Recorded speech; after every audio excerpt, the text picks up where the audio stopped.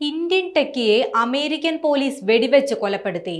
തെലങ്കാന സ്വദേശിയായ മുഹമ്മദ് നിസാമുദ്ദീൻ എന്ന 32-കാരനാണ് കൊല്ലപ്പെട്ടത്.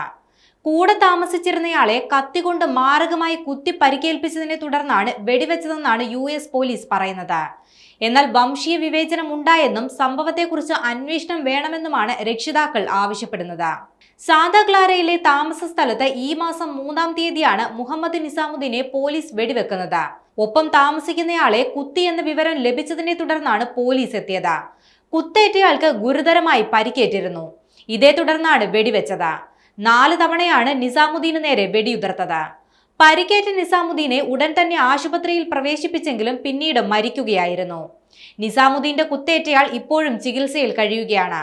കൂടുതൽ അന്വേഷണം നടക്കുകയാണെന്നും സംഭവത്തെക്കുറിച്ച് ഇപ്പോൾ ഒന്നും പറയാനില്ലെന്നുമാണ് പോലീസ് വ്യക്തമാക്കുന്നത്. കമ്പ്യൂട്ടർ സയൻസിൽ ബിരുദാനന്തര ബിരുദധാരിയായ നിസാമുദ്ദീൻ സാന്താ ക്ലാരയിലെ ഒരു ടെക് സ്ഥാപനത്തിലാണ് ജോലി ചെയ്യുന്നത്. തനിക്ക് വംശീയമായ അധിക്ഷേപങ്ങളും ഉപദ്രവങ്ങളും നിരവധി തവണ ഏൽക്കേണ്ടി വന്നുവെന്ന് നിസാമുദ്ദീൻ പരാതിപ്പെട്ടിരുന്നു. കൂടാതെ ജോലിയിൽ നിന്ന് അന്യായമായി പിരിച്ചുവിടുമെന്ന ഭീഷണി ഉണ്ടായിരുന്നതായും കുടുംബം ആരോപിക്കുന്നുണ്ട്. മരണത്തെക്കുറിച്ചും മറ്റ് ആരോപണങ്ങളെക്കുറിച്ചും വിശദമായ അന്വേഷണം വേണമെന്നാണ് കുടുംബത്തിന്റെ ആവശ്യം. സാന്താ ക്ലാരയിലെ ആശുപത്രിയിലാണ് നിസാമുദ്ദീന്റെ മൃതദേഹം ഇപ്പോഴുള്ളത്. മൃതദേഹം നാട്ടിലെത്തിക്കാൻ കുടുംബം വിദേശകാര്യ മന്ത്രാലയത്തിന്റെ സഹായം തേടിയിട്ടുണ്ട്.